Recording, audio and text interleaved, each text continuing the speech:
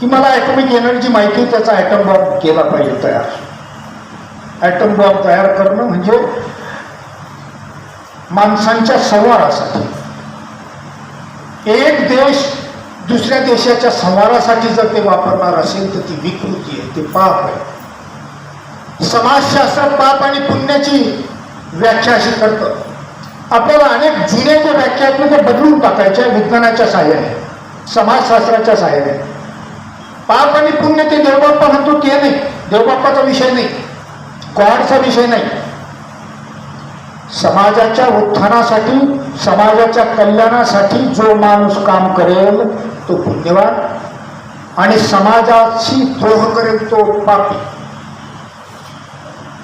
याचा अर्थ पाप आणि पुण्य याची व्याख्या इथून पुढच्या काळात समाजाच्या कल्याणाशी जोडली जाणार आहे.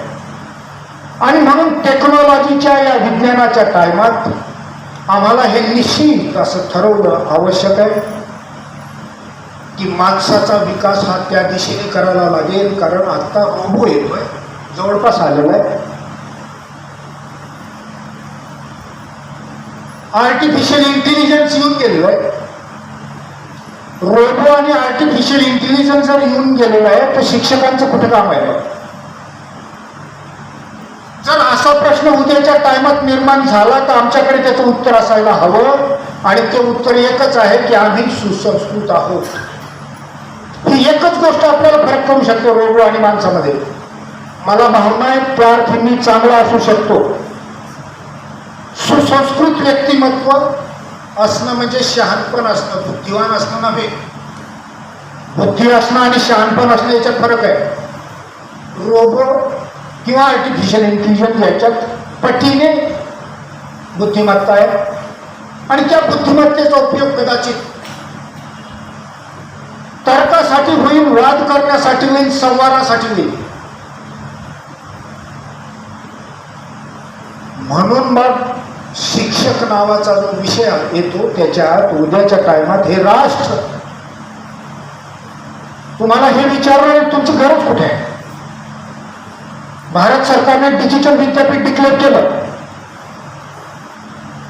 जर डिजिटल माध्यमातून शिक्षण येणार आहे तर विद्यापीठांची, हायर एज्युकेशनची म्हणजे कॉलेजची गरज कुठे आहे हा प्रश्न आजच आहे. गरज पडली तर आम्ही त्याचं समर्थन करू. कारण विद्यमान विद्यापीठ आणि महाविद्यालय आमच्या मुलांच्या सोडीत 0% पास होणं, नापास होणं जवळपास थांबलंय. पास करणं, त्या मार्क्स स्टेटमेंटची भेटवडी त्याच्या हातात देणं, कोणत्या प्रकारचा म्हणजे साधं बोलता येत नाही आमच्या विद्यार्थ्यांना. मी कॉलेजच्या विद्यार्थ्यांचं म्हणतोय, आपण फार छान काम करताय, आपल्याबद्दल विषय नाही, हा माझ्याशी संबंधित विषय आहे. आणि म्हणून मग रोबो आणि मी मला पटवून देता आलं पाहिजे की मला तुम्हाला बाजूला करता आलं नाही पाहिजे. जर उद्या उठून डिबेट झाला, एका बाजूला समाज आहे, दुसऱ्या बाजूला विद्यापीठातले प्राध्यापक आहे, तिसऱ्या बाजूला सरकार आहे, असं जर डिबेट लावला की काय गरज आहे तुमची? ती गरज आम्ही सुसंस्कारित आहोत हे त्याचं उत्तर आहे. आणि त्यासाठी सावधान. इथून पुढे जी शहाणे असतील तीच उद्योगात असतील. शहाणा म्हणजे तो की जो अनुभूतीतून शिकतो. एक मन नावाचा एक विषय आहे ज्याच्यावर प्रक्रिया होणं. सुसंस्कारित व्यक्तिमत्व असणं म्हणजे मनावर प्रक्रिया होणं.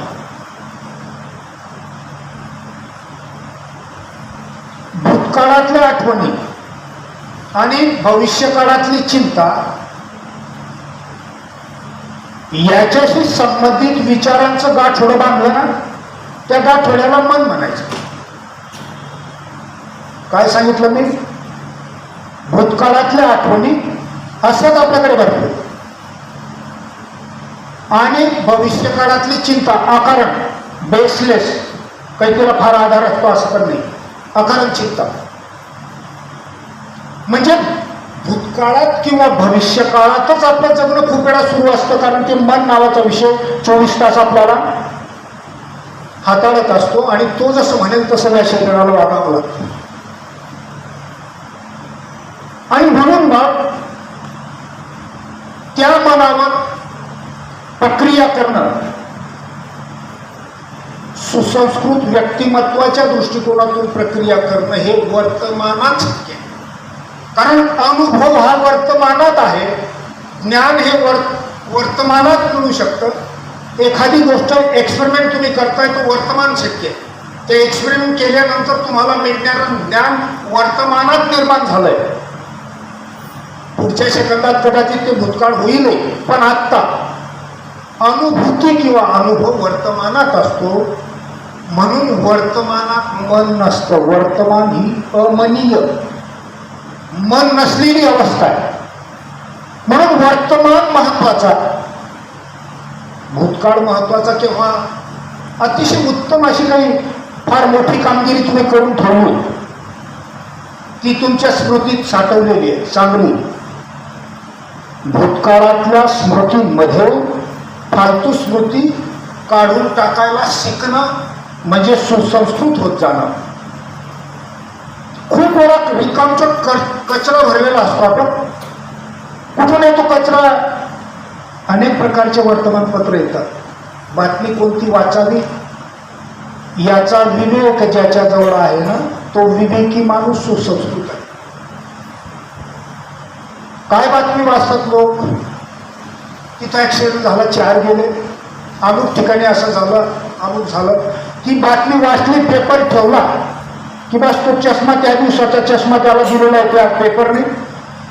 दुसऱ्या दिवशी पेपर येतो तोच चष्मा, तीच बातमी अनेक ठिकाणी जाऊन लोकांना का नोंद देत नाही, तीच बातमी सांगत राहतो. ही जी हलकट जमात आहे ना माणसांमधली,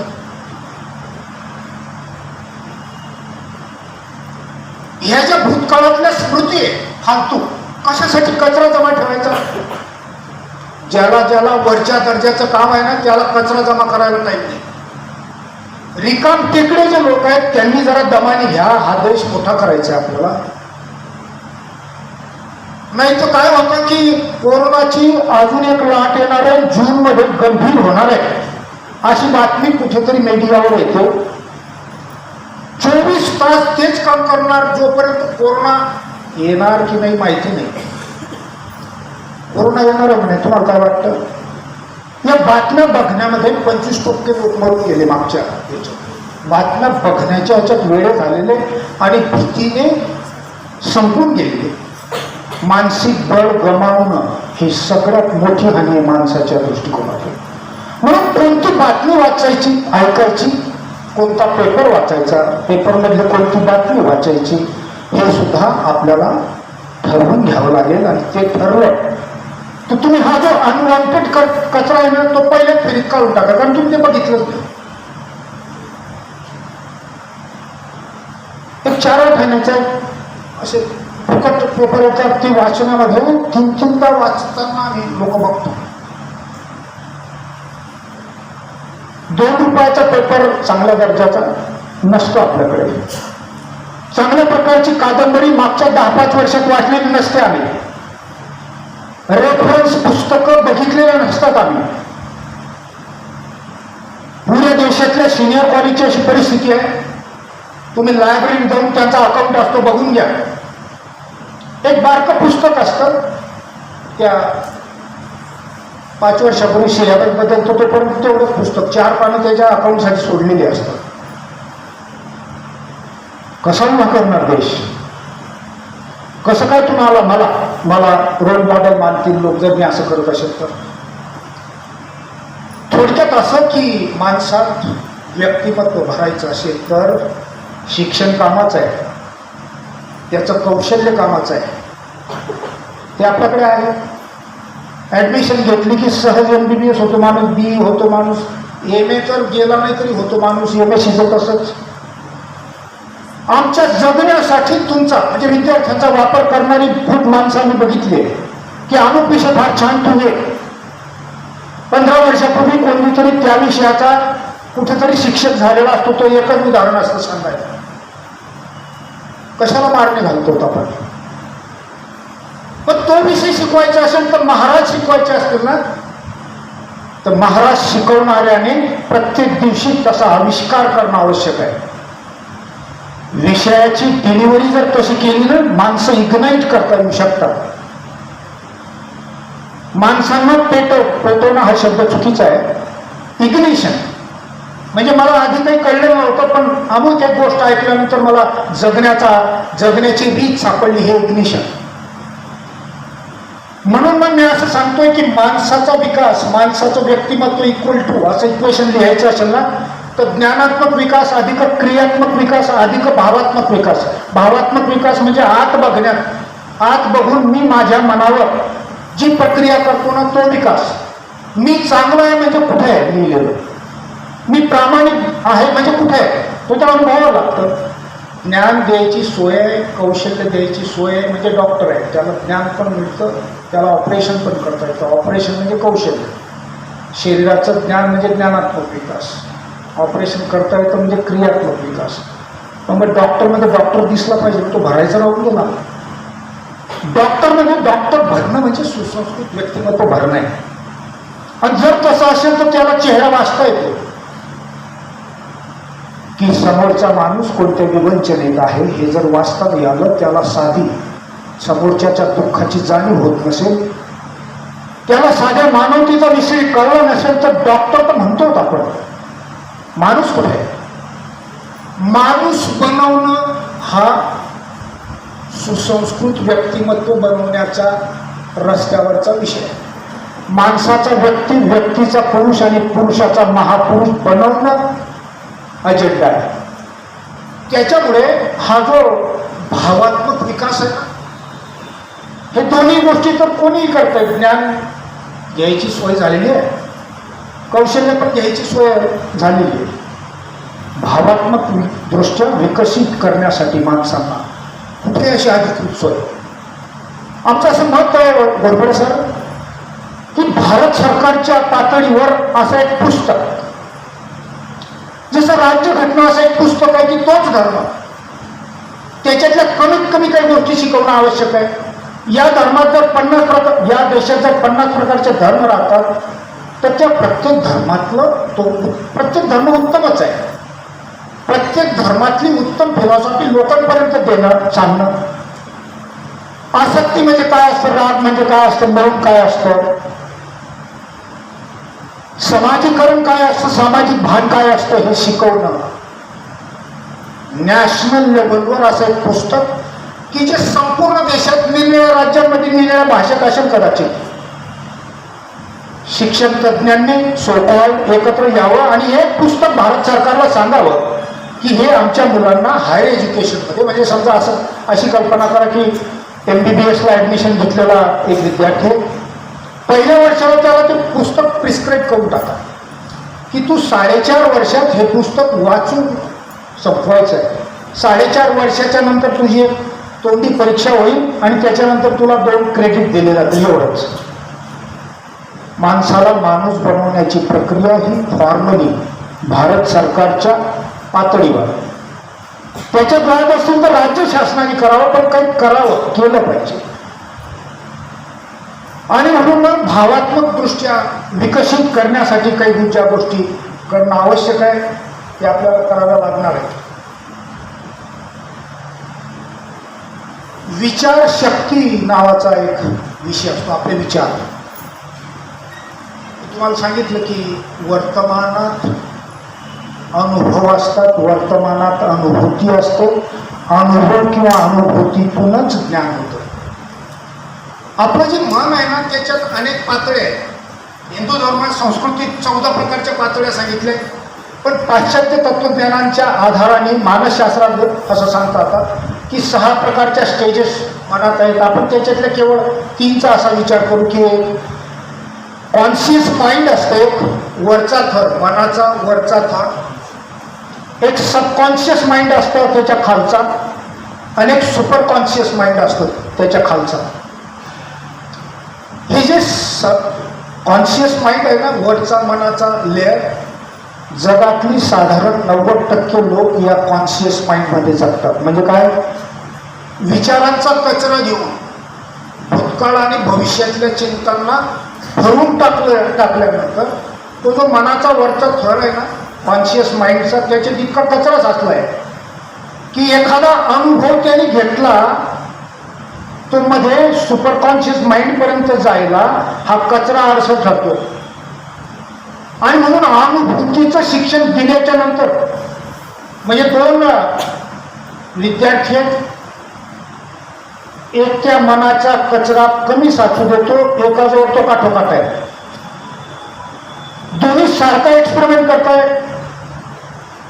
ज्याच्याजवळ तो मनाचा कचरा जास्त आहे त्याच्या अनुभूतीचं शिक्षण खालीपर्यंत जाणार नाही, हा अर्थ आहे. आणि म्हणून मग शिक्षणात आपल्याला हे सांगावं लागेल,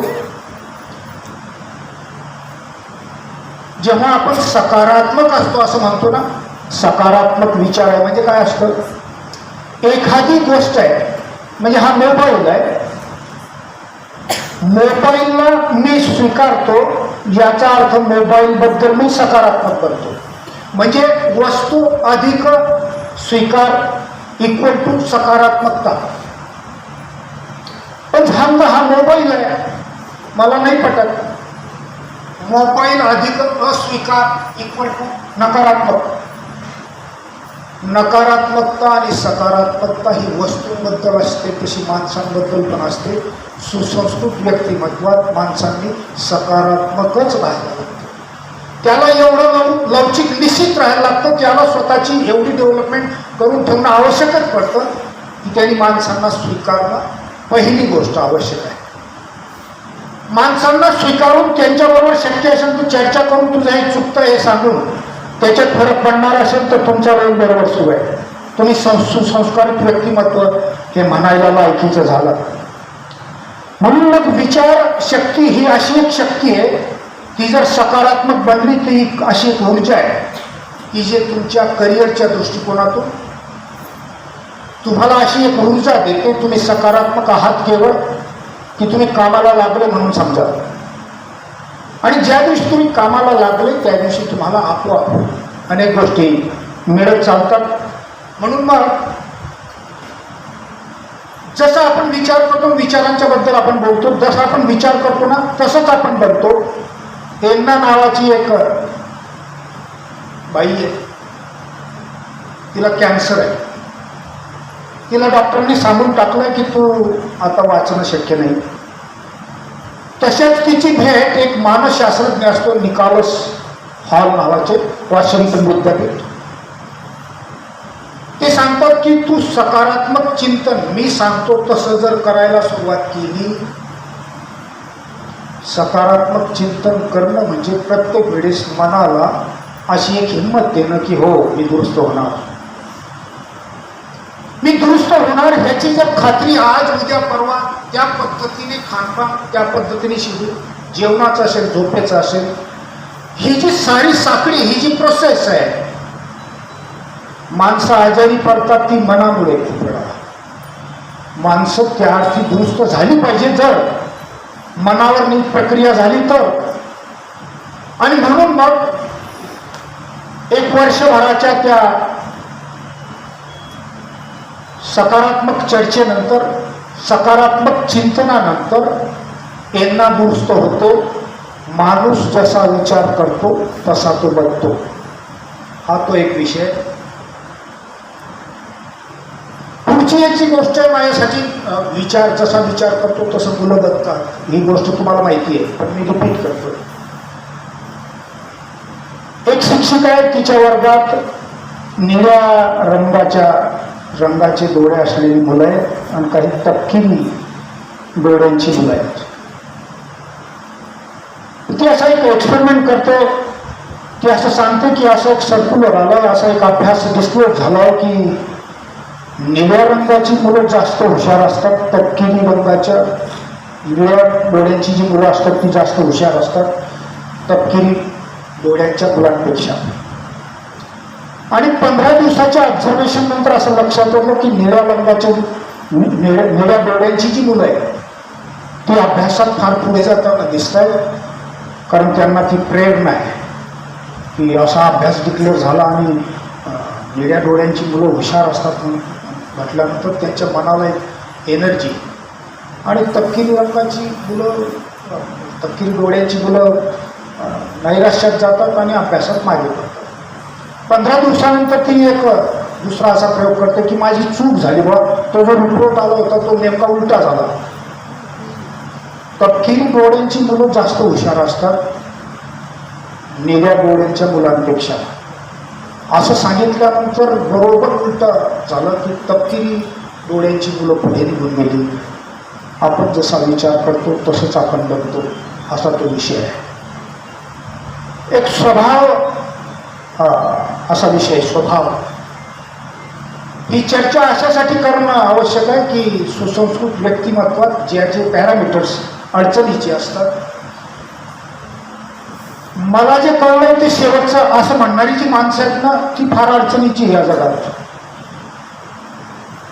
ते भाषण सुद्धा कोणाचं ऐकत नाही, म्हणजे बदलायचंच नाही हे ठरवून टाकलेलं असतं. मी कॉलेजमध्ये असो का स्कूल्समध्ये असो का समाजात असो, पक्क ठरवलेलं असतं त्यांनी. आपल्या विचारांमध्ये फरक पडून जायचा.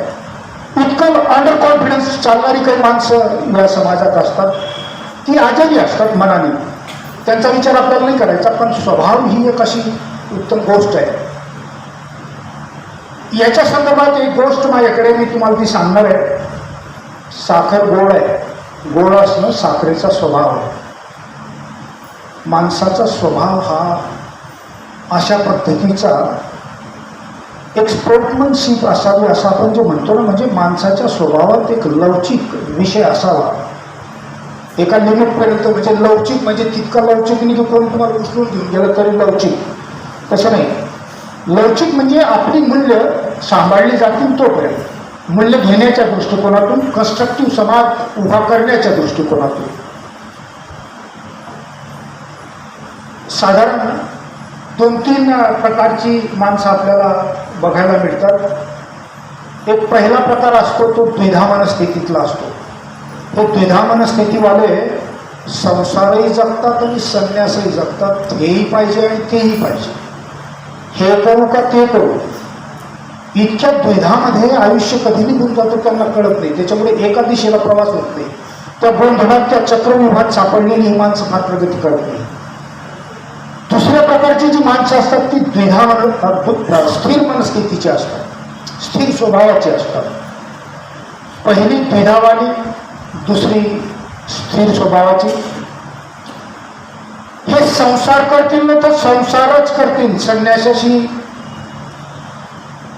किंवा मूल्यांशी आमचं काही घेणं नाही. चोरी करतील तर चोरीच करतील, भ्रष्टाचार करतील तर भ्रष्टाचार करतील, आणि त्याचं समर्थनही करतील की काय म्हणणं करतो.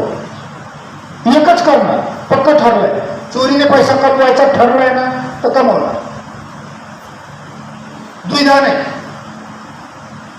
किंवा संस्काराचं जगणं जगतील तर भ्रष्टाचाराशी संबंध नाही, एकच कोणतं तरी.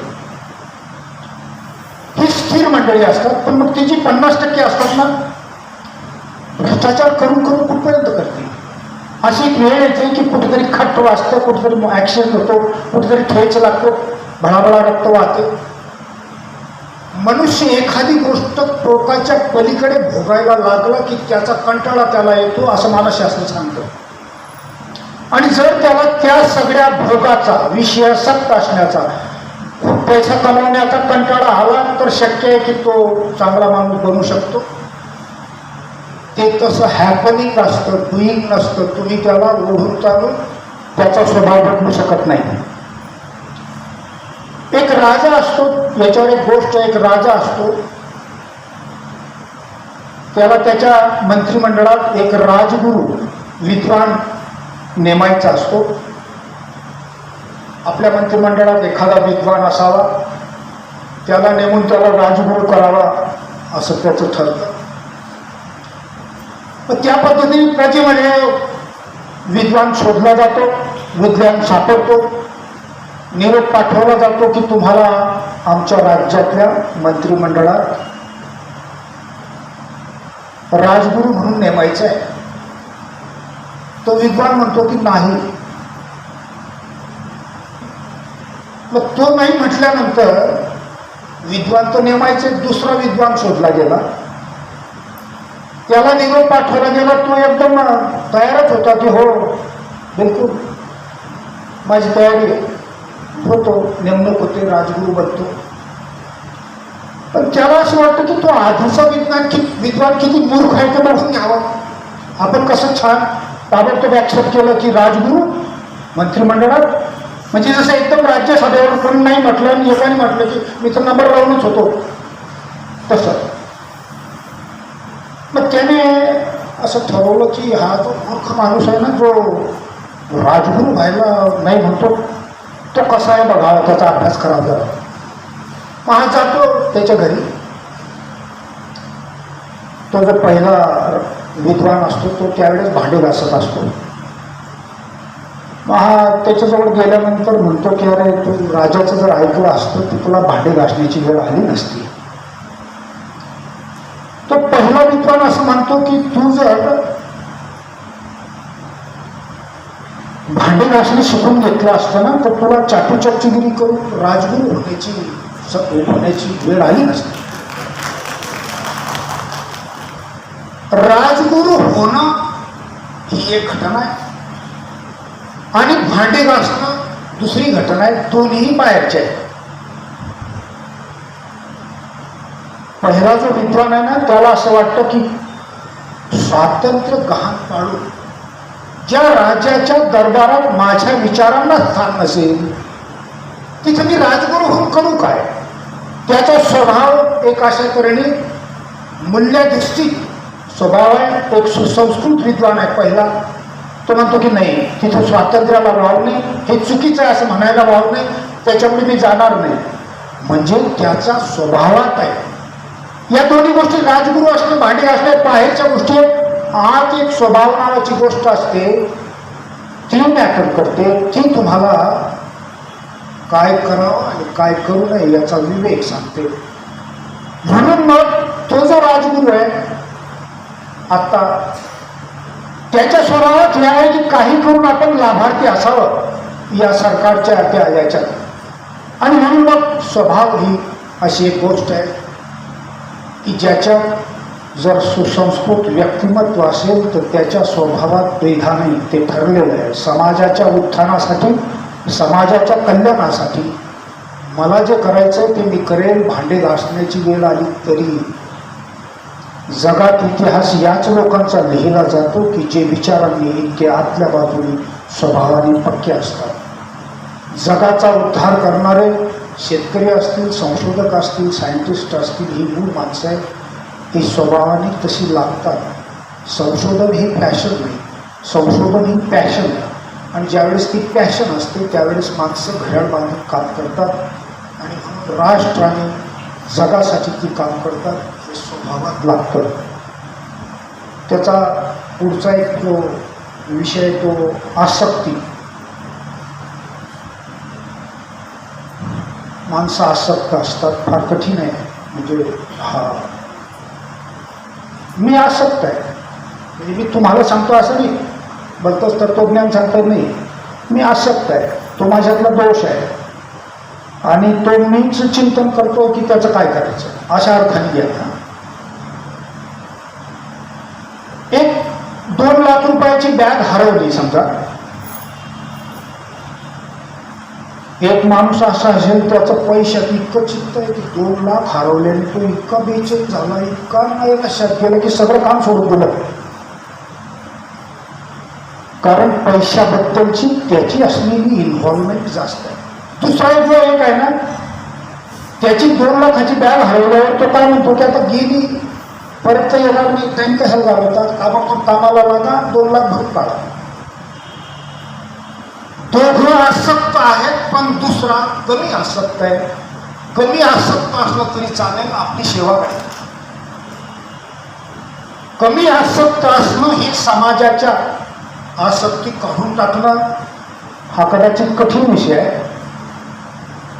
त्या नादात आपण पडू नये. आपण ताबडतोब चल समाजाचं मला काय नीट करता येईल थोडंफार माझ्या बाजूने एवढा विचार करू. आणि कमी आणि जास्त याच संदर्भातली एक दुसरी गोष्ट आहे की ज्यावेळेस एखाद्या वस्तूमध्ये तुमचा इन्व्हॉल्वमेंट, समजा मित्र आहे, मित्रांनी शिवी दिली ना त्याचं वाईट खूप वाटतं.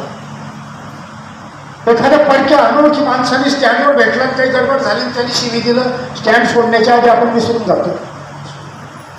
पण एक मित्र आहे, त्याने जर शिवी दिली ती खूप लागून जाते, कारण मित्रामधली इन्व्हॉल्वमेंट, आसक्ती मित्राच्या बाबतीत असते. एक जैन साधूंच्या संदर्भात एक गोष्ट आहे याच्यात, आसक्तीच्या संदर्भात. एकदा दोन जैन साधू प्रवास करत असतात. त्या दोनपैकी एक जे वयस्क असतो आणि एक तरुण असतो.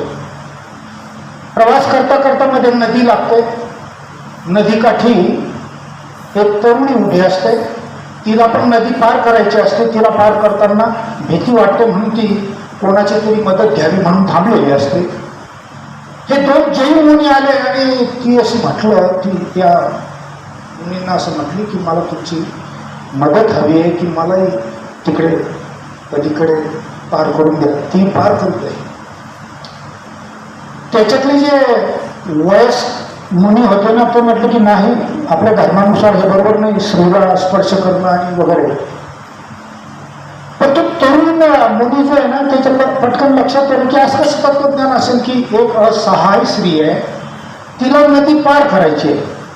इथं धर्माने कुठे सांगितलं की मदत करू नका अशा तऱ्हेने आडल्या नाडल्याला. तरुण माणसं फार स्मार्ट असतात. मला आजचे तरुण फार पटतात. तुम्ही का मला पटताय त्याला कारण असं आहे की तुम्ही माझ्यापेक्षा सगळेच जण लहान आहेत. त्या तरुणाने त्या तरुणीला खांद्यावर घेतलं, पलीकडे उतरून दिलं. विषय तिथं संपला नाही. तो जो वयस्क मुनी आहे ना, त्यांनी त्यांच्या गुरुकडे तक्रार केली की याने अशी चूक केली. गुरु असं म्हटले की अरे त्याने त्या तरुणीला खांद्यावर घेतलं, नदी पलीकडे उतरवलं, तिथं त्याच्या दृष्टिकोनातून तरुणी संपली, विषय संपला. तू का डोक्यात घालून ठेवली तरुणीला?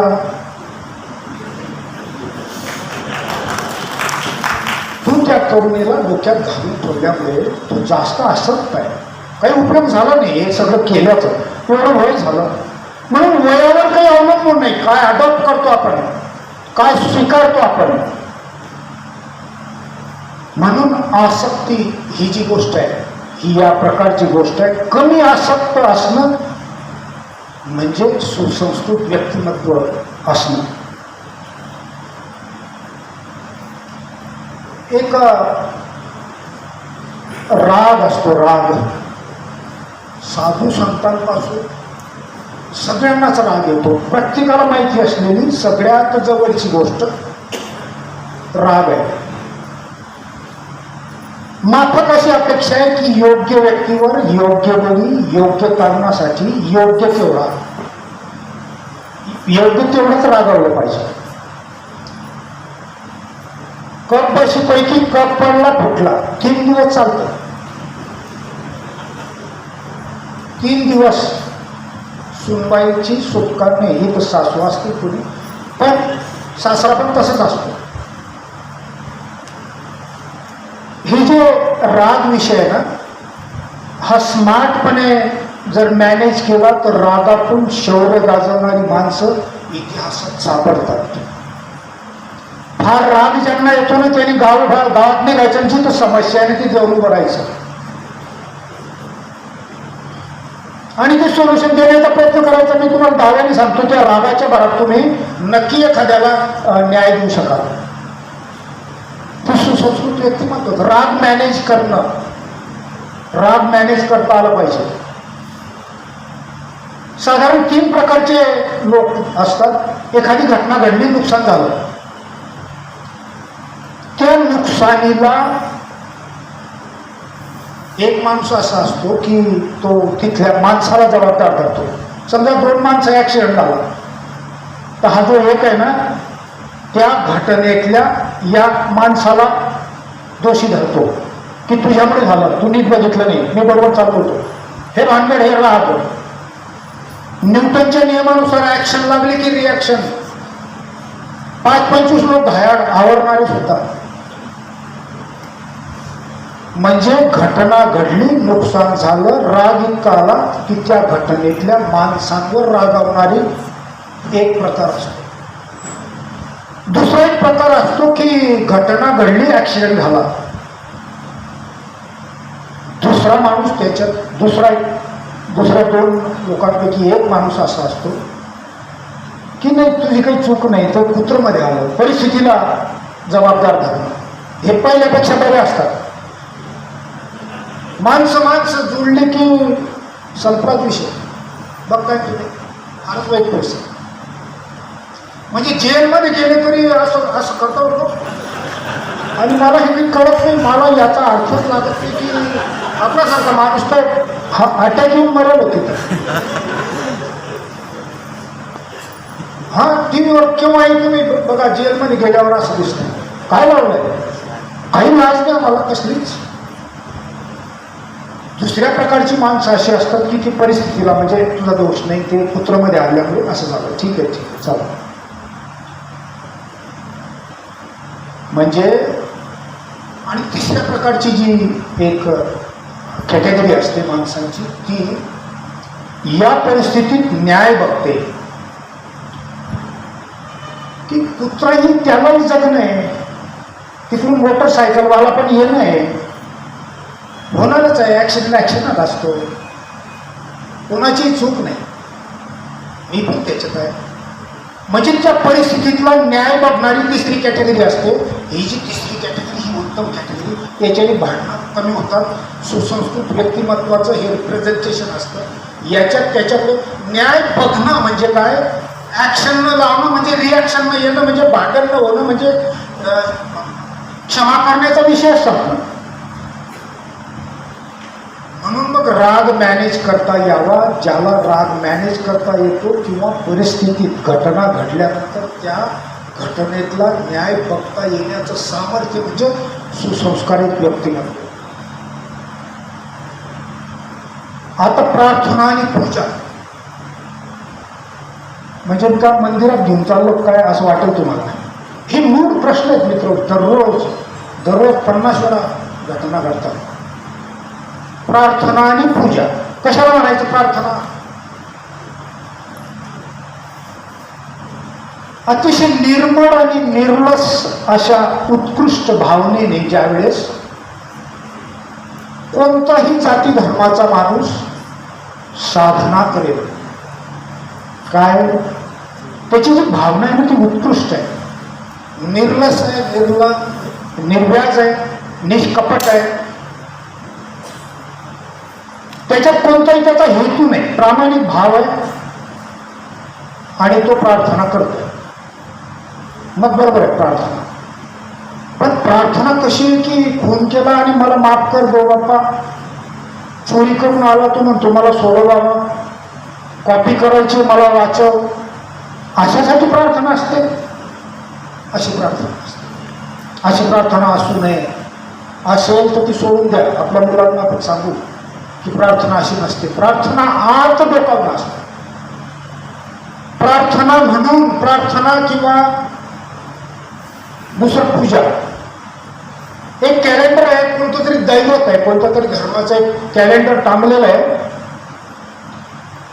मग ती दिसला की नमस्कार करायचा. लाल कोणत्या दगडाला लाल सिंदूर फासलेला आहे की नमस्कार करतो माणूस का? तर त्याच्या मनात एक भीती आहे की मी नमस्कार नाही केला तर प्रॉब्लेम, त्यापेक्षा नमस्कार करून घ्या. किती का देव लागेल ना रस्त्याला? नमस्कार करत चालत काय बिघडतं आपल्याला? बरं शेजारी बाजारात चांगला दिसतो माणूस, प्रतिष्ठित दिसतो, पूजा करतो असं मग वाटतं त्याला. म्हणजे पूजा आणि प्रार्थनेत असं आहे की ते जे कॅलेंडर किंवा ती जी प्रतिमा आहे किंवा ते जे दगडाला सिंदूर फासला आहे त्याला आपण पूजण्याचा प्रयत्न करतो. म्हणजे समजा रामाचं चित्र आहे, त्याला अगरबत्ती ओळखतो. मी MSc PhD आहे आणि अगरबत्ती ओळखतोय आणि त्याच्यावर दूध घे म्हणतोय, गेट उघड म्हणतोय. हे सगळं याला आपण एकूण प्रार्थना म्हणतो. राम माहिती नाही किंवा ज्याची पूजा करतो ना त्याच्यातले गुण माहिती नाही, गुणांचा अजिबात अंदाज नाही आणि अगरबत्ती ओळखतो.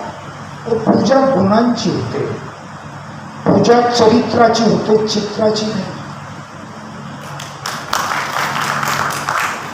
मेजॉरिटी 75-80% जगातले लोक सुद्धा पूजा चित्रांची करताय, चरित्राची. शिक्षणाने आम्हाला हे दिलं पाहिजे की मी ज्याची साधना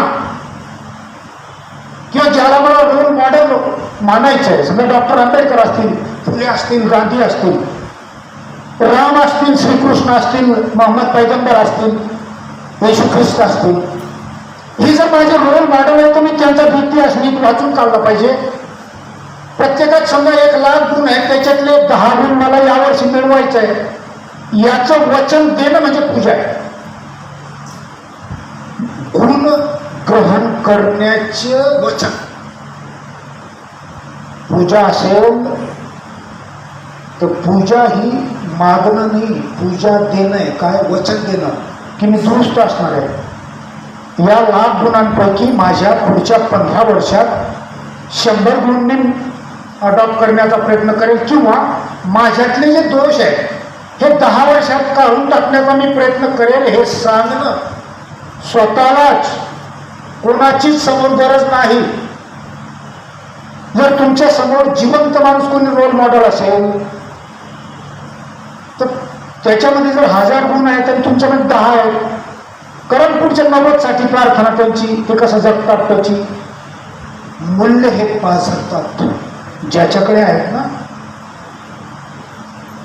गुरूंकडून शिष्यांकडे मूल्य पाझरतात जर तो काठोकाठ मूल्यवान असेल तर.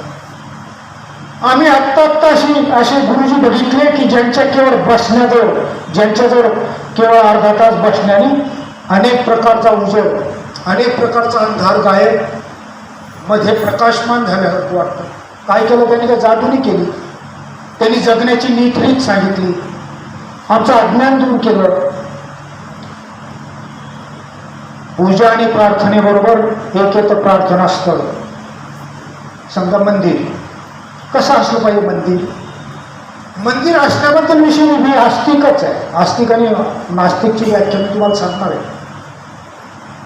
कसं असलं पाहिजे मंदिर अतिशय छोटं, झोपडी असेल तरी चालेल, स्वच्छ असावं, घंटा नसली तर जास्त चांगलं, गेल्यानंतर तिथं बसायची सोय असावी. बसल्याच्या नंतर मला आत्मपरीक्षण आणि आत्मनिरीक्षण करण्याची व्यवस्था, म्हणजे मी स्वतःतले दोष घरी बसून शक्य नाही. मला टीव्ही, पुस्तक, मोबाईल असं सगळं आठवतं, मुलं बाळ सगळे दिसतात, म्हणून अशी एक जागा रिमोट, त्याला आपण मंदिर म्हणतो.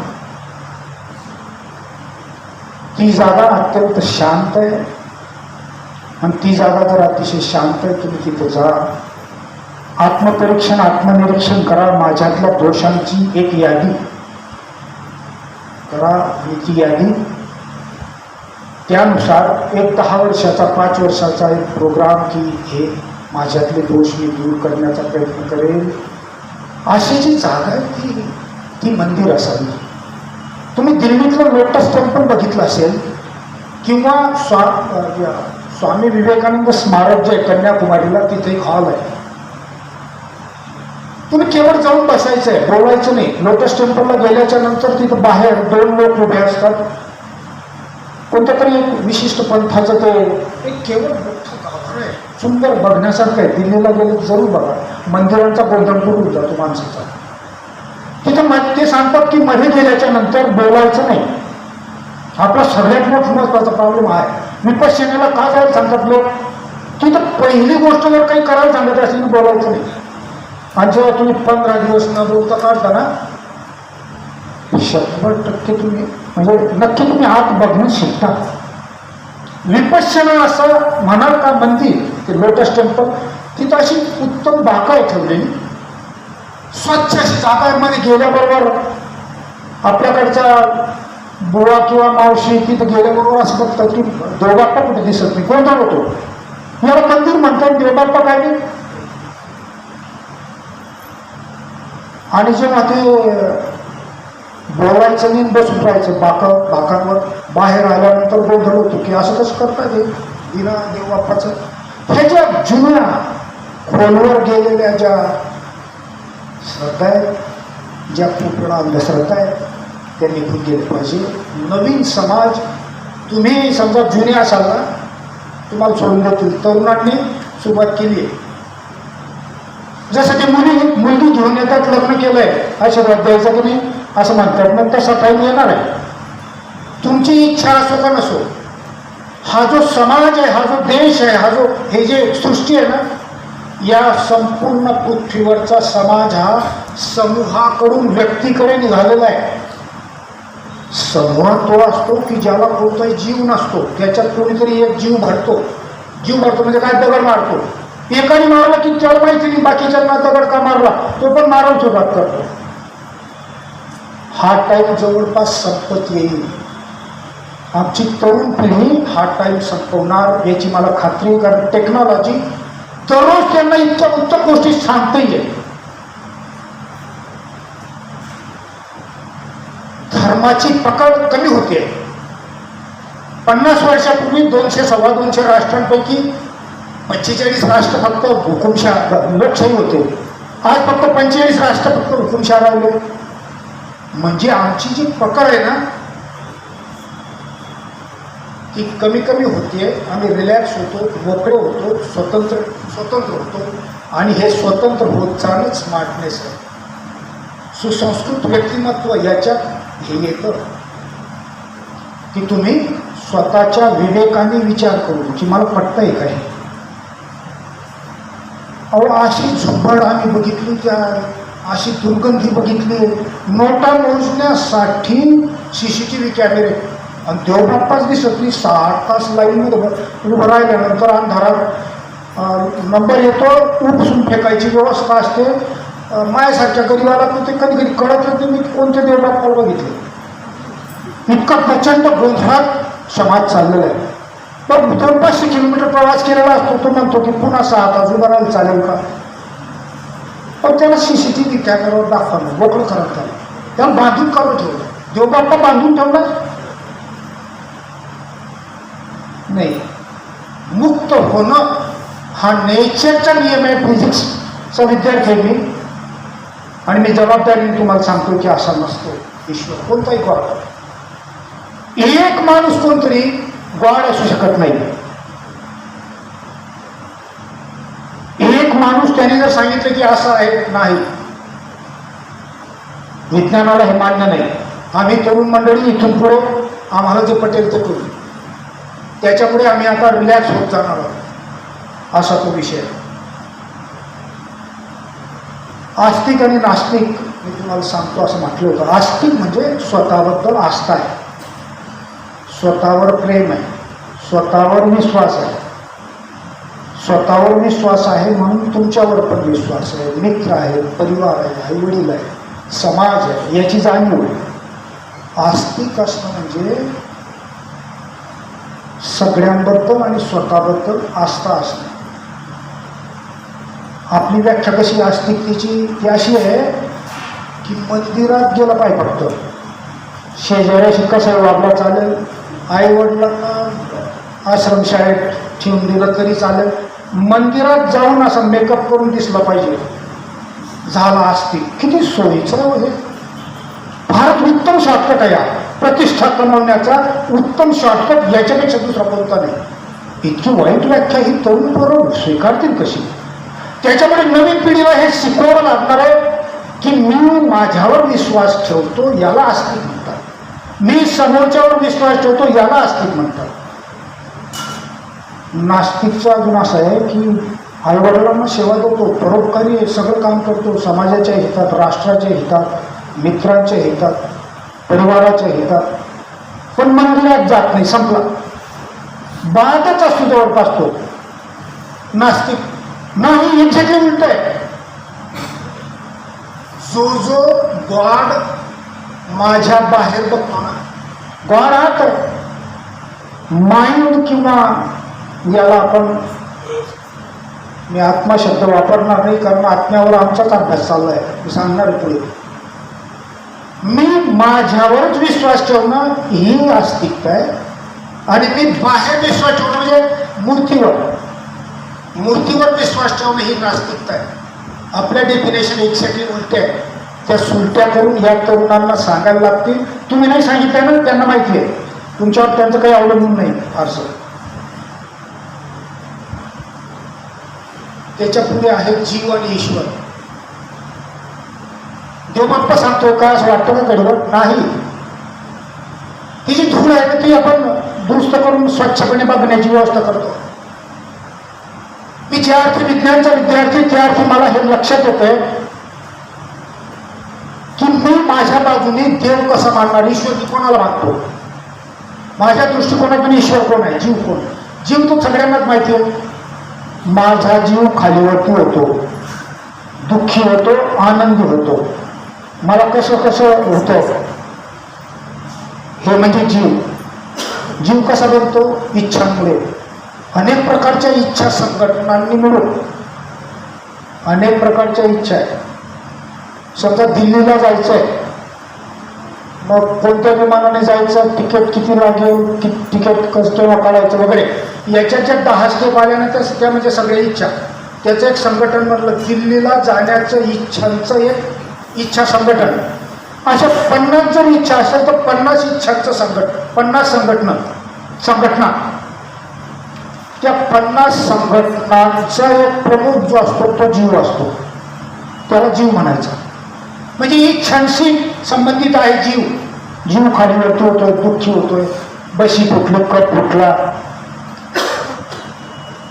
माझ्या आईच्या हातचं अमुक उत्तम ग्लासचं भांडं होतं ते फुटलं.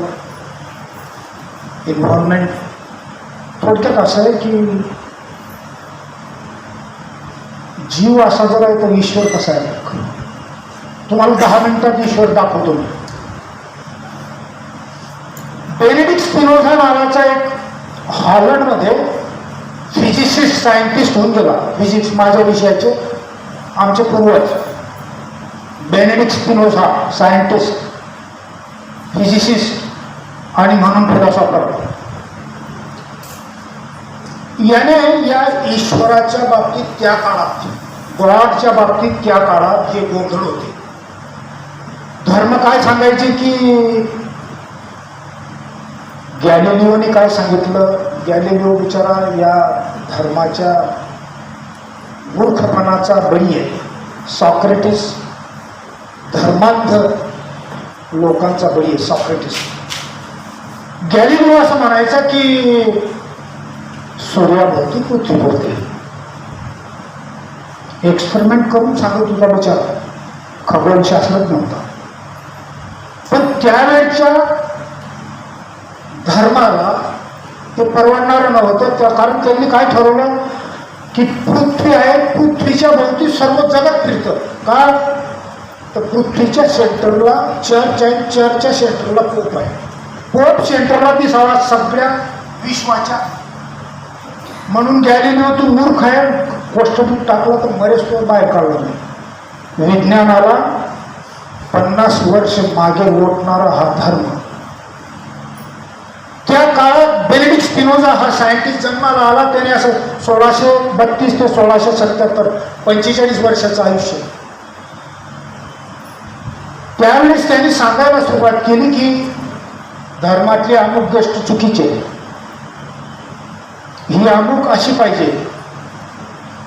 हॉलंडमधून त्याला हाकलून लावलं, हद्दपार केलं. एका छोट्या गावात राहून चष्म्याच्या भिंगांच्या काचा घासून उदरनिर्वाह करत रात्रीच्या वेळेस इथिक्स नावाचा ग्रंथ लिहिला. त्या ग्रंथात त्याने असं लिहून ठेवलंय. या पुस्तकातलं 75 नंबरचा जो लेख आहे ना तो बेनेडिक्ट स्पिनोझावर आहे.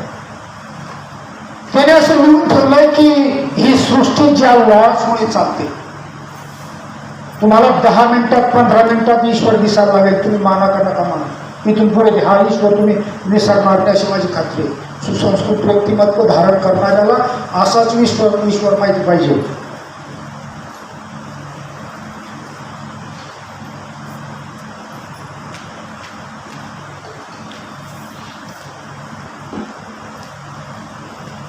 हे जे जगत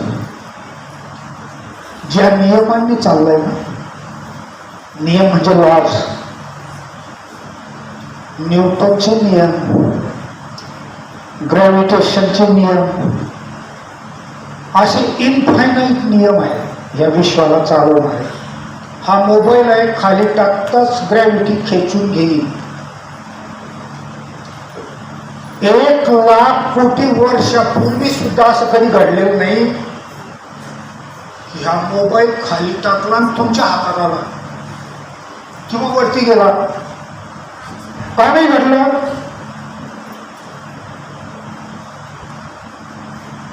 चहा पिऊन घेताय का? नेमका ईश्वराचा टाईम आला आणि चहाचा टाईम झाला असला. चहा पिऊन घ्या.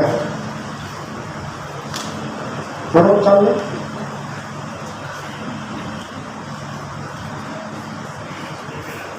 तुम्ही घ्या मध्ये टाईम नका पटापट उचला. घ्या, 2 घ्या, 3 घ्या, असं नका करू, पटकन घ्या. असं कधी घडलं नाही मॅथमॅटिक्समध्ये किंवा जॉमेट्रीमध्ये 2 गुणिले 2 4 हे 50,000 वर्षापूर्वी 5 होते असं नाही, किंवा इथून पुढे 1,00,000 कोटी वर्षानंतर 2 गुणिले 2 5 होते असं पण नाही. 2 गुणिले 2 4च आहे, त्याला एक्सेप्शन नाही. त्रिकोणाला 3 बाजू आहेत हे शाश्वत सत्य आहे. त्रिकोणाच्या तिन्ही कोणांची बेरीज 2 काटकोन आहे हे शाश्वत सत्य आहे. कोणत्याही परिस्थितीत याच्यात तुम्ही मी गॉड बदल करू शकत नाही. तो लॉ आहे, लॉ, नियम, विश्वाचा नियम. मग जर हे जगत विश्वाच्या नियमाने चाललंय, या जगत मधला ॲटम सुद्धा या नियमाला अपवाद नाही. ॲटम सुद्धा आम्ही शिकवतो, अमुक नियमाने चाललेला आहे हे सुद्धा शिकवतो. या विश्वातला ॲटम सुद्धा नियमाला अपवाद नाही, त्याला नियमानेच चालायचं आहे. मग जर ईश्वर, मला एक असं माहिती आहे की हे जगत याच्यातला प्रत्येक कण ज्याच्यामुळे चालतो त्यालाच ईश्वर म्हणतो ना आपण. आपल्या धर्मशास्त्राने सांगून ठेवलं की ईश्वर निर्गुण निराकार आहे. मग मंदिरातलं ते मूर्ती कशी काय आली, तिच्यात गुण कसे काय मानले आपण? ईश्वर निर्गुण आहे याचा अर्थ असा आहे की ईश्वराला तुम्ही जर गुण चिकटवले, हा महत्वाचा मुद्दा आहे, सगळ्यात महत्वाचा मुद्दा या लेक्चर मधला. जर तुम्हाला इथून ईश्वर घेऊन गेले तुम्ही बघा घरी कशी शांती होत. हा जो ईश्वर आहे ना,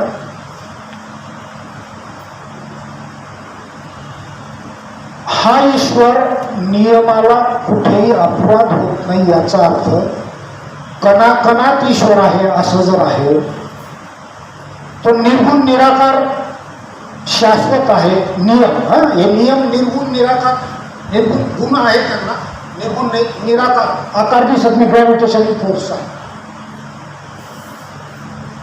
मग जर असं आहे तर धर्मशास्त्र जर एका बाजूला निर्गुण सांगतात, तर मग मंदिरातल्या त्या अमुक एक माणसासारखाच देव का असावा?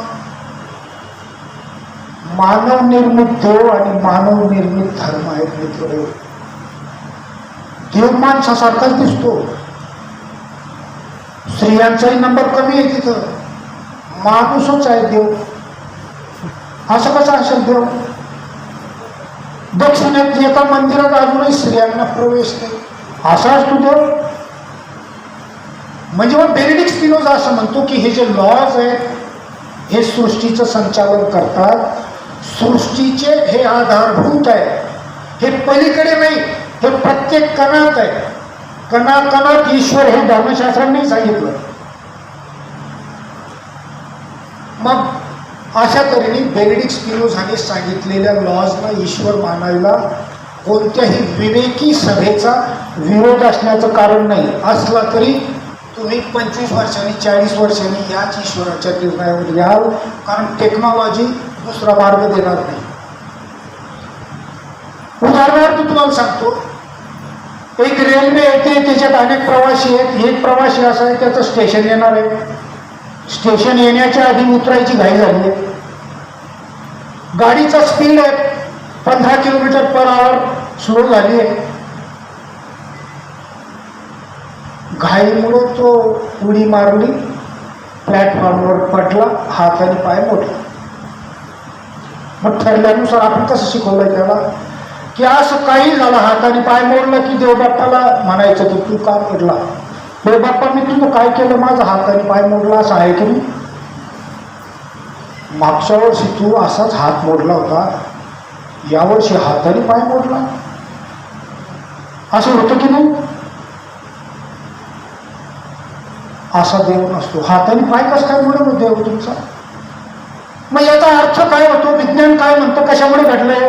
विज्ञान असं सांगतो की ज्यावेळेस तो मूव्ह होत होता, प्रवास करत होता, त्यावेळेस त्याचा स्पीड होता 15 किलोमीटर पर आवर. प्लॅटफॉर्मचा स्पीड आहे 0.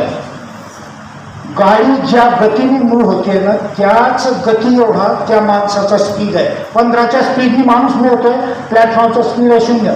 उडी मारताच ग्रॅव्हिटी खेचून घेते, ओढून घेते. असा तरंगणारा पदार्थ हा मॉडेल तरंगत नाही, सोडताच पडेल खाली. खेचून घेतल्यामुळं ऍक्सिडेंट झाला, हात आणि पाय मोडला. हा वैज्ञानिक अर्थ आहे. मग हा पटत नाही का आपल्याला. कणाकणात ईश्वर आहे हे सांगण्यासाठी अजून एक दुसरं उदाहरण. मी तुम्हाला असं म्हटलं की कणाकणात ईश्वर आहे आणि ईश्वर हे जे नियम आहेत हे आधारभूत आहे, या सृष्टीला चालवणारे, सृष्टीचं संचालन करणारे. मग जर हे असं आहे तर एक उदाहरण असं आहे की पूल बांधायचं आहे. मग पूल बांधायला आपल्याला माहिती की स्टील लागतं, खडी लागेल, वाळू लागेल, सिमेंट लागेल, पाणी लागेल. मग एवढ्याने पूल बांधून होऊन जाईल का. म्हणजे असं कालवलं ना, फेकलं की पूल तयार असं होतं का नाही होत. तर साधी गोष्ट त्याच्यात सगळ्यात महत्वाची अशी आहे की पूल बांधण्याच्या आधी आपल्याला होमवर्क करावं लागतं, त्याचं स्ट्रक्चरल डिझाईन करावं लागतं.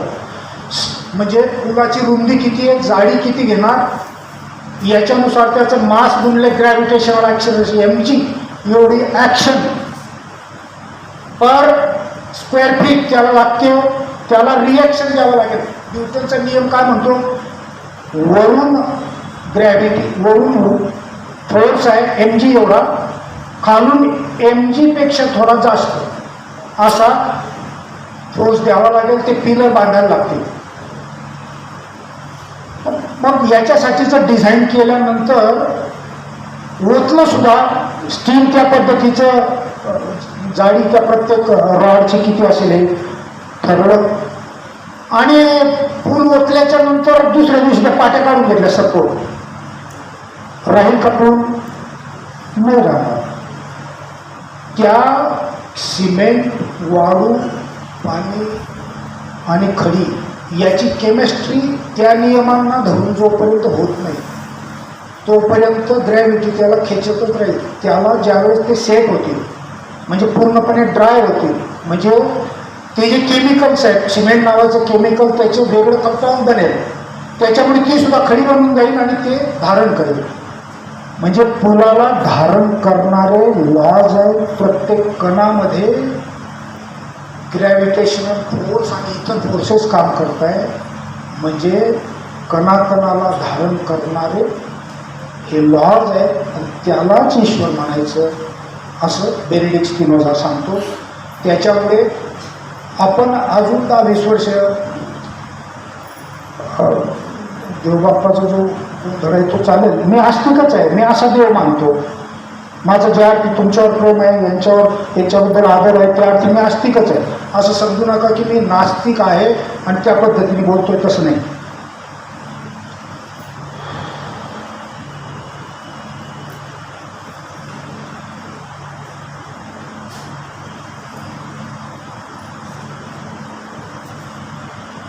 चारित्र्य कसं बनतं माणसाचं,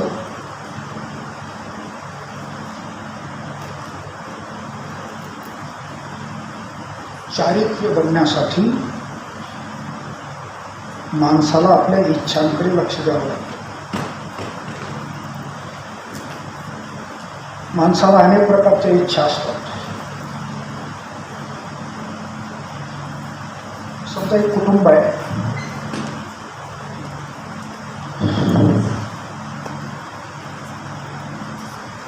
त्या कुटुंबाच्या अनेक प्रकारच्या इच्छा आहेत. त्यांना मोटरसायकल घ्यायची, त्यांना टी व्ही घ्यायचं आहे, त्यांना एअर कंडिशन घ्यायचं आहे, वरचा एक रूम बांधायचा आहे, अशा अनेक इच्छा आहेत. या प्रत्येक इच्छेचं एक इच्छा विश्व असतं. ज्यावेळेस हे कुटुंब इतके इच्छा करतं, विचारांती असं चर्चा विचार विनियोग केल्यानंतर या 10 इच्छांपैकी या इच्छांमध्ये अशी रेस आहे, कोणती इच्छा पुढे जाईल, म्हणजे कोणत्याही इच्छेवर एकमत होईल. इच्छांमध्ये अशी एक रेस असते. एक इच्छा जिंकते, पुढे येते, ती इच्छा दृढ असते, तिला संकल्प असं म्हणतात. म्हणजे मोटरसायकल घेणं कुटुंबाला जास्तीचं चांगलं परवडेल, योग्य राहील, म्हणून इतक्या इच्छांमधून मोटरसायकल घेण्याची इच्छा पुढे आली, त्याला संकल्प म्हणायचं. संकल्प केल्यानंतर आता मोटरसायकल आणण्यासाठी पैसे लागतील, पैसे कसे उपलब्ध करणार? पैसे उपलब्ध करण्याचे अनेक मार्ग आहेत.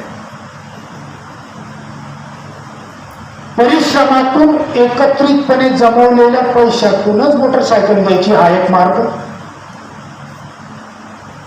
कर्ज काढून मोटरसायकल घेणे दुसरं.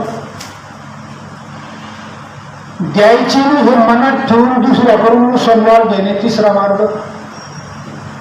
किंवा एकदम मोटरसायकल उचलून आणायची नाही, एवढी झंझट काय करायची, इतके मार्ग मोटरसायकल घरी आणण्याचे आहेत. एक कुटुंब असं आहे की त्यांचं ठरलेलं आहे की कोणत्याही परिस्थितीत आपण कमावलेल्या पैशातूनच मोटरसायकल घ्यायची. मोटरसायकल घेतली, वर्षभरानंतर असं ठरलं की आपल्याला तो एसी बसवायचा आहे. मग तो पण कमावलेल्या, जमावलेल्या, साचवलेल्या पैशातूनच घेतला. शेजारी पाजारी असं त्या कुटुंबाबद्दल चर्चा होते, मग की चांगलं कुटुंब आहे, आपल्याच पैशाने वस्तू होतं. त्या कुटुंबाबद्दलचं लिसनिंग प्रतिमा चांगली बनते का? मोटरसायकल घेतली परिश्रमाच्या पैशातून, एअर कंडिशनर बसवला परिश्रमाच्या पैशातून, तिसरी, चौथी, 5वी, 6वी सगळ्या गोष्टी परिश्रमाच्या पैशातून घेण्याची सवय. कृती सचोटीच्या पैशातूनच करण्याची घडली. ही जी कृतींची चांगल्या तत्वाच्या माध्यमातून कृती करण्याच्या सवयीमुळे कुटुंबाचं नाव झालं, म्हणजे कुटुंब चारित्र्यवान ठरलं. पण एक तो असा एक त्याने असं ठरवलं की मोटरसायकल उचलून आणली, पचल्यामुळे असं झालं की फार सोपं काम आहे, 4 व्हीलर का नको उचलून आणायला? 4 व्हीलर उचलून आणली, ती काही पसंत नाही. चोर म्हणून नावारूपाला बाहेर आला. चोरी करण्याच्या सवयीतून चोर बनला. म्हणजे इच्छा आहे, संकल्प आहे, कृती आहे, कृतींची सवय आहे. कृतींच्या सवयीतून चारित्र्य बनतं. सुसंस्कृत माणसाने आपल्या इच्छांवर माफक अशा इच्छा. शेजारी कार आणल्याबरोबर मोठे प्रॉब्लेम मारवले. आपण तर फारच मागे पडलो, आपली ऐपत नाही, कशाला आगाऊपणा करायचा?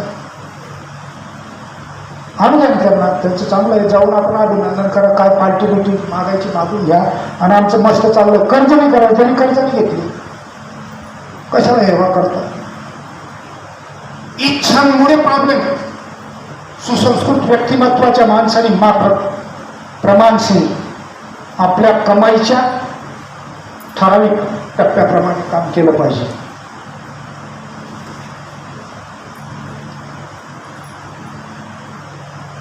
सुसंस्कृत व्यक्तिमत्व असल्याच्या माणसाचं मानसिक आरोग्य उत्तम असावं. मानसिक आरोग्य, मानसिक आरोग्य उत्तम असावं. याच्यासाठी आरोग्य केव्हा उत्तम राहतं? माणसाला सुरक्षित वाटायला हवं. कोणती सुरक्षितता? शेतकरी असेल तर मला वर्षभरातून माझ्याकडे असलेल्या शेतीतून माझा संसार चालवण्यापुरती नक्की हमी आहे, म्हणजे मी सुरक्षित आहे, शेती चांगली आहे. पण नसेल तर त्याला असुरक्षित वाटतं, म्हणजे मानसिक दृष्ट्या त्याचं आरोग्य बिघडतं. पण मला नोकरी आहे, परमनंट आहे, पगार चांगला आहे, जास्तीच सुरक्षित वाटतं. सुरक्षित वाटल्यामुळे मी जर प्रामाणिक असेल तर माझं कर्तव्य कमाल कार्यक्षमतेने करतो, पाठी टाकण्यापुरतं नाही. माझं कर्तव्य कमाल कार्यक्षमतेने, म्हणजे लोक 4 तास करत असतील ना तर मी 8 तास करतो. इतिहास लिहून व्हायचा असेल ना तर घड्याळ सोडून द्या. संशोधन म्हणून मिळवण्यासाठी म्हणून संशोधन होत नाही, मिळवण्यासाठी म्हणून शेती होत नाही, मिळवण्यासाठी म्हणून सीमेवरचा सैनिक काम करत नाही. म्हणून कमाल कार्यक्षमतेने काम करता ज्यावेळेस तुम्हाला येईल त्यावेळेस तुमचं कोणी इतिहास लिहिल तसे तुम्ही असले पाहिजे. सुरक्षिततेने माणसाचं मानसिक आरोग्य उत्तम राहतं. दुसरं आहे की भावनिक संतुलन. हे जी सगळ्यात वरची प्रतिभावंत माणसं आहेत ना, जे जग चालवतात, ज्यांना खूप वेळा आपण महापुरुष महामानव म्हणतो, ती माणसं असतात. या पातळीला म्हणतात आत्माविष्कार,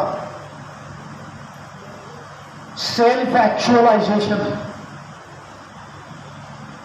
हे जे आत्मविष्कारी पातळी आहे ना,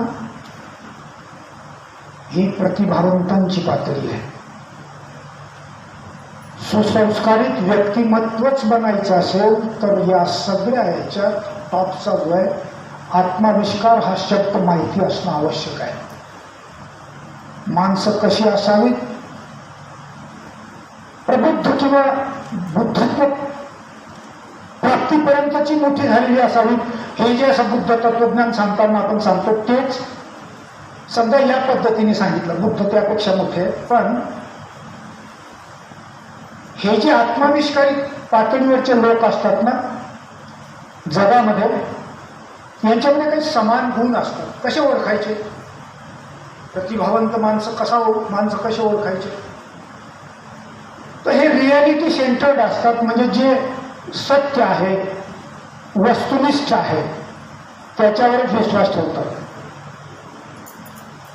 या हॉलमध्ये अंधार असलं की भूत दिसतं, हे वस्तुनिष्ठ नाही, भ्रामक. वस्तुनिष्ठ असतात, रियालिटी, प्रत्यक्ष त्यांच्या अनुभूतीनंतरच विश्वास ठेवतात. असा एक गुण असतो यांच्यामध्ये. हे प्रॉब्लेम सेंटर्ड असतात, म्हणजे जो प्रश्न यांना तुम्ही दिला, जे काम दिलं ना, हे 100% फोकस्ड असतात. आपलं जे काम करणार ते पूर्णपणे, पूर्ण सामर्थ्याने, आपल्यात असलेल्या गुणांना पूर्णपणे फोकस करून त्या कामावर लक्ष केंद्रित करून कामाला न्याय देणारे, कामाला शेवटच्या टप्प्यात पोचवणारे, व्यवस्थांचा विचार करणारे, असे प्रॉब्लेम सेंटर्ड असतात. हे एम्स अँड मीन्सचा वापर करतात, म्हणजे साधन सुचिता, ज्याला गांधी साधन सुचिता म्हणतात, महात्मा गांधी. तुम्हाला पैसा कमवायचा आहे, चोरीतून कमवायचा आहे का परिश्रमातून कमवायचं आहे? साधन चोरी असू शकते किंवा श्रम असू शकतात. श्रमानेच पैसा कमवणे ही साधन सुचिता. याच्यातली सुचिता काय? तर श्रमाने, कष्टाने मिळणार, कष्ट केल्यानंतरच पैसा मिळवेन हे साधन सुचित. चुकीच्या याच्यानी पदावर जाणार नाही. जे मिळवायचं त्याच्यात नीतिमत्ता आहे. हे विनोद बुद्धी पण असतात. स्वतःवर विनोद करून स्वतःतले दोष सांगतात आणि ते दोष काढून घेण्याचा प्रयत्न करतात। यांना समाज भान असतं, हे स्वातंत्र्याचे भक्ती असतात। हे कोणी सांगितलं अमुक कर त्या पद्धतीने जाणार नाही, यांना पटलं पाहिजे। प्रचलित तत्वज्ञानात, प्रचलित कायद्यात, प्रचलित प्रथा परंपरेत समाजाच्या कल्याणात तुम्ही सांगितलेली गोष्ट बसत असेल तरच हा माणूस ऍक्सेप्ट करेल, नाही तर नाही। संशोधक वृत्तीचे असतात, संशोधक असतात, मुला माणसांचा समाजाचा अभ्यास करत खोलवर संवेदन असतात। अशा तऱ्हेने मेस्लोने प्रतिभावंत माणसं ओळखण्याच्या काही गोष्टी दिल्या। म्हणजे ह्या आहेत म्हणजे तो 100% बरोबर आहे असं नाही, त्यातल्या त्यात प्रतिभावंत ओळखण्याची खूण त्यांनी जी सांगितली ती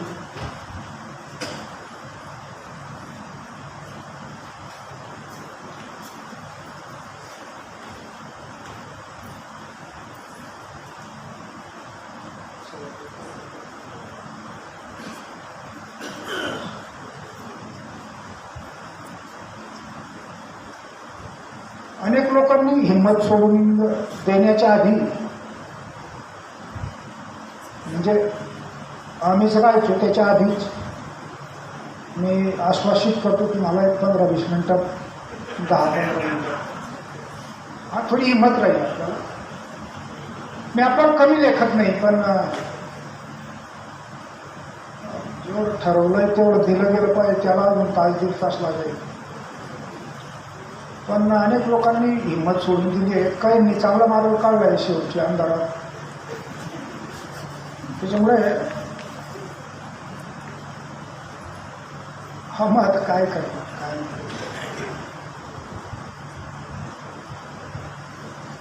न्याय नावाचा एक विषय आहे। सगळ्यात राज्यघटनेत म्हणजे मूल्य 2 प्रकारची सांगितली जातात, एक सामाजिक मूल्य आणि व्यक्तिगत मूल्य। सामाजिक मूल्य राज्यघटनेत आहे, समता आहे, स्वातंत्र्य आहे, बंधुता आहे, न्याय आहे, धर्मनिरपेक्षता आहे, सहिष्णुता आहे वगैरे। ही सामाजिक मूल्य आहेत, ही जगणं मस्ट आहे। हे जगणारे सुसंस्कृत व्यक्तिमत्वात बसतात। हे समाजाच्या उत्थानासाठीचे राज्यघटनेत घटनाकारांनी लिहून ठेवले अशा अनेक गोष्टी, अतिशय उत्तम अशी मूल्य। त्याच्यातलं न्याय एक मूल्य आहे। एक व्यक्तिगत मूल्य असतं, व्यक्तिगत मूल्यात अजून 2 भाग पडतात, एक उच्च मूल्य आणि एक नीच मूल्य। नीच मूल्य म्हणजे दुय्यम मूल्य। उच्च मूल्य म्हणजे ते की सेवा आहे, त्याग आहे, शील आहे, चारित्र्य आहे, म्हणून कीर्ती आहे, म्हणजे प्रामाणिक समाजकारण आहे, समर्पण भावाने, म्हणून हे लोक हे महामानव पातळीवर पर्यंत पोहोचतात आणि हे कीर्तिवंत बनतात। एक दुय्यम दर्जाचं मूल्य असं आहे की पैसा आहे म्हणून सत्ता विकत मिळते, सत्ता विकत मिळाली की पुन्हा पैसा कमवता येतो, पैसा आहे आणि सत्ता आहे म्हणून प्रतिष्ठा आहे, दुसरं काही नाही। आमदारचा मुलगा आमदार, मत विक्रीला पडली आहे, ज्या खरेदीदारात ताकद आहे त्यांनी उतरायचं, मत विकत घ्यायचे आणि मेनू कार्ड मधलं खासदार का आमदार का जिल्हा परिषद अध्यक्ष का पंचायत समिती, साधा आणि सरळ मेनू आहे, फार डोक्याचं काम नाही, पैसे काय फक्त। मग कीर्तीसाठी जगायचं का प्रतिष्ठेसाठी जगायचं हे मूल्य सांगतं, व्यक्तिगत मूल्य। सुसंस्कृत व्यक्तिमत्व हे असं सांगतं की कीर्तीसाठी जो जगेल तो सुसंस्कृत व्यक्तिमत्व आहे, प्रतिष्ठा नाही। प्रतिष्ठा आज आहे उद्या टिकवू नये। इतिहास कीर्तिवंतांचा लिहिला जातो, प्रतिष्ठितांचा नाही। महात्मा गांधी, बाबासाहेब आंबेडकर, फुले कीर्तिवंत होते। सिनेमात काम करणारा एखादा हिरो प्रतिष्ठित असतो, हा फरक लक्षात आलाच पाहिजे जर सुसंस्कृत व्यक्तिमत्वापर्यंत प्रवास करायचा आहे तर. मी आपल्याला सांगत होतो की न्याय ही अतिशय उत्तम अशी गोष्ट आहे की जी जन्मामुळे मिळते. मी आपल्याला सांगितलं की जन्म हा असा एक पवित्र ॲक्सिडेंट आहे की जो आपल्याला विषमता देतो. मी अमुक जातीत जन्मलो, मी अमुक धर्मात जन्मलो, मी अमुक देशात जन्मलो. विषमता जन्मामुळे येते. न्यायी राज्य ते म्हटलं जातं की ज्या राज्यात गुणवत्तेचा आदर होतो. गुणवत्तेला मान्यता देणं आणि गुणवत्तेचा आदर करणं हे न्यायाचं लक्षण आहे. आपल्या राज्यघटनेने सामाजिक न्यायासाठी अनेक तरतुदी केल्या आणि म्हणूनच हा देश एका विशिष्ट पद्धतीने उत्तम टप्प्यात येऊन पोचलाय.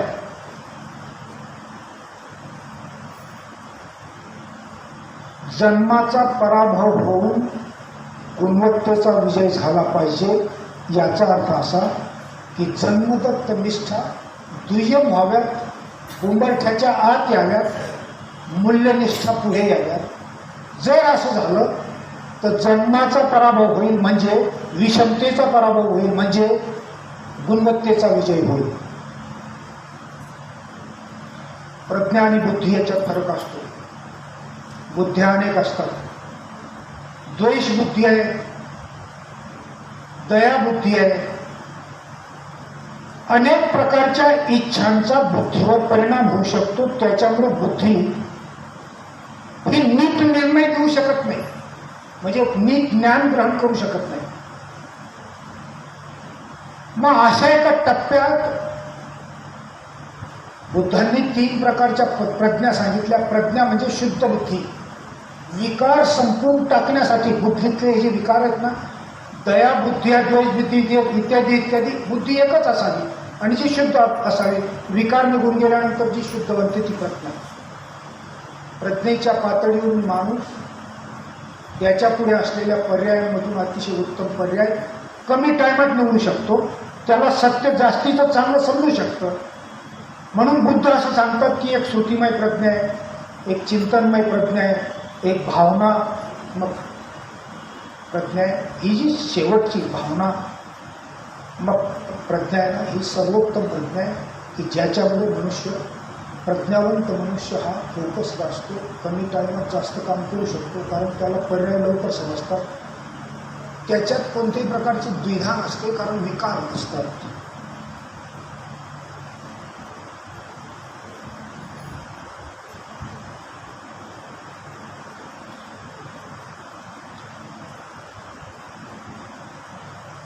बरंच आहे अजून, पण पुढच्या वेळेस बघू आपण.